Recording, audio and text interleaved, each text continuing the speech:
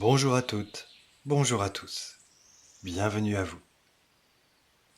On aura bien souvent entendu qu'il fallait de tout pour faire un monde. Oui, pourquoi pas? Mais de tout? Vraiment de tout? N'y a-t-il pas parfois des limites à ce que l'on appelle la sagesse populaire? Peut-on par exemple cautionner la souffrance, jusqu'à même en faire l'éloge, comme facteur légitime et favorable à l'évolution, sous prétexte que ce qui ne nous tue pas nous rend plus forts, par exemple? Hmm, Je l'ai déjà dit, seule la joie et l'amour, auxquels on pourrait ajouter la curiosité, sont les réels moteurs de toute évolution, et ce à travers toute la création. Mais puisque cette souffrance fait encore largement partie de notre expérience terrestre, il s'agira de composer avec elle, malgré tout, le but étant de trouver les moyens de la sublimer, pour de bon, et de passer enfin à autre chose. Il serait vain, en effet, de chercher à la rejeter en bloc, à la nier, puisqu'elle est l'indicateur pressant que quelque chose de fondamental est à revoir dans notre manière d'appréhender la vie. Car ce qu'il faut bien comprendre, c'est que la souffrance résulte uniquement de notre éloignement de la réalité, de la vérité, du chemin qui nous correspond vraiment. Et en ce sens, loin d'être la panacée, cette souffrance a encore une certaine utilité, du moins pour ceux qui restent résolument figés dans leur système de croyances insensées et qui l'ont admise dans leur manière d'expérimenter ici-bas. Mais franchement, on peut faire mieux. Et plutôt que de se percevoir en éternelle victime à chaque fois que cette souffrance finit par s'imposer, il s'agira dorénavant d'utiliser cet indicateur pressant pour parvenir au cœur même de la compréhension. Car qui dit souffrance sous-entend un manque plus ou moins grand de profondeur de compréhension. Qui dit souffrance indique la direction où il faut chercher, sans relâche. Chercher à comprendre, chercher à mieux se connaître, chercher à aimer davantage.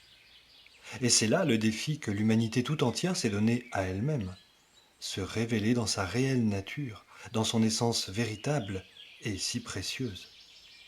Soit en cherchant avec entrain, dans un certain émerveillement, soit en y étant contrainte, désagréablement donc. C'est la manière d'être au monde qui change tout, vous comprenez? Alors, dans cette affaire, il ne s'agit pas tellement de devenir plus fort, d'apprendre ou de grandir dans l'adversité. Il s'agit uniquement de se révéler. Individuellement d'abord, puis collectivement, les deux étant finalement intimement liés. Et pour pouvoir se révéler, il faut bien être confronté à quelque chose, à des révélateurs, à des situations qui sont autant de propositions qui nous demandent de nous positionner clairement et fermement selon nos valeurs profondes, divinement humaines.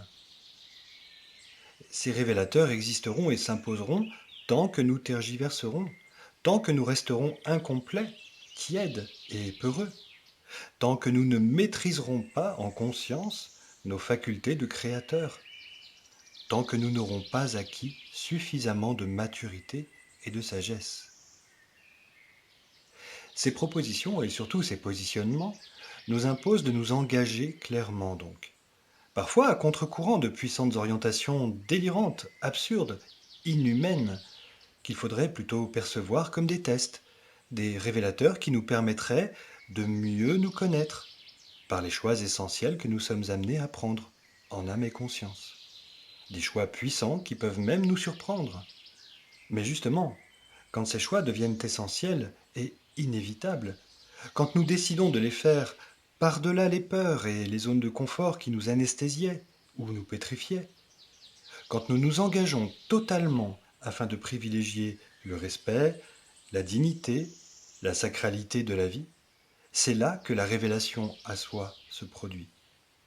Parce que tout ce qui était factice s'évanouit comme neige au soleil face à l'essentiel, face à l'expression de notre véritable essence.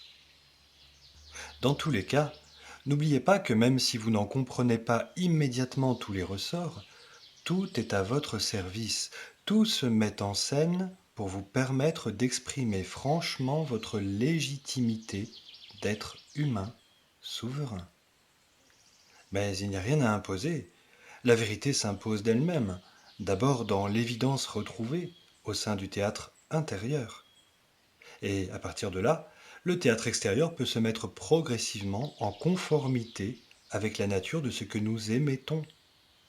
Et ce n'est alors qu'une question de temps pour que la réalité retrouvée, intérieurement, se manifeste enfin.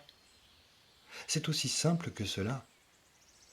Le problème vient du fait que nous avons oublié ce mécanisme, ou que nous en doutons seulement, parce que la fausse réalité est devenue monstrueusement structurée, persuasive et imposante. Mais ne doutez pas que c'est par l'accumulation d'êtres humains redevenus conscients sur la Terre que la réalité reprendra naturellement ses droits.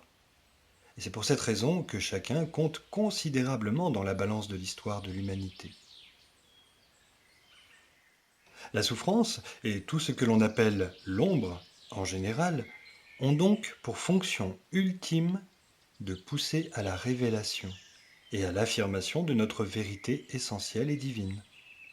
Elle a pour fonction de nous pousser dans nos retranchements jusqu'à nous faire quitter les faux semblants d'une réalité incorrecte que nous avons recomposée, que nous avons imaginée malhabilement, et sur laquelle nous avons bâti des croyances ainsi qu'un semblant d'équilibre social dont nous sommes devenus totalement dépendants, et ce depuis longue date. Pour revenir à la réalité, pour se réveiller, l'expérience de la souffrance est donc, vous en conviendrez, une manière bien particulière mais très efficace de procéder, par un effet d'opposition, de réaction à ce qui pourrait nous anéantir.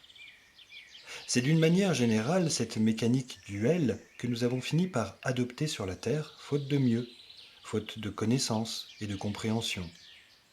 Et la peur qui découle de cette ignorance dans nos théâtres intérieurs entraîne inévitablement des situations équivalentes dans nos théâtres extérieurs, puisque conscients ou non, nous demeurons des créateurs.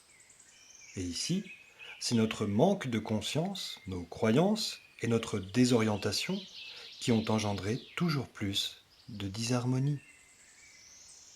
Si l'on veut sortir de ce mauvais jeu, ce n'est pas la souffrance, ni la peur qu'il conviendra de faire reculer par tous les moyens, par le déni, par la fuite ou par le progrès. Tout se joue à la racine, et cette racine, je le répète, est d'ordre subtil. C'est pour cette raison qu'il est fondamental à présent de comprendre qui nous sommes réellement dans notre entièreté, visible et invisible, de comprendre comment nous fonctionnons, si l'on veut se sortir collectivement d'un délire qui n'a que trop duré et qui ne fera qu'empirer tant que nous ne nous en tiendrons qu'à des considérations incomplètes, parce qu'uniquement d'ordre matériel et intellectuel. Parce que c'est l'entêtement à ne considérer la vie que comme cela qui crée finalement l'enfer dans lequel beaucoup évoluent. Beaucoup, mais pas tous. Parce qu'il y a aussi celles et ceux qui ont quitté le jeu, justement en se tournant résolument, en eux d'abord, vers le réel moteur évolutif d'amour et de joie. Parce qu'ils ont décidé de poursuivre leur évolution sur la Terre, mais cette fois avec entrain, dans l'ouverture à la réalité de la vie. Et à coup sûr, elle leur sourit. Et c'est avec elle qu'ils se révèlent. Plus du tout dans la dualité, donc, ni dans la souffrance, ni grâce à l'ombre, simplement dans l'unité ressentie et la recherche d'harmonie. C'est à vous de choisir dorénavant en pleine conscience votre propre moteur d'évolution. Si c'est un changement radical que vous souhaitez embrasser, c'est la fermeté non négociable de votre engagement légitime qui déterminera l'avènement et la qualité de votre expérience. Et n'oubliez pas qu'une fois sortis d'un gros nuage de pluie, nous restons un certain temps mouillés au soleil. Alors, gardez confiance.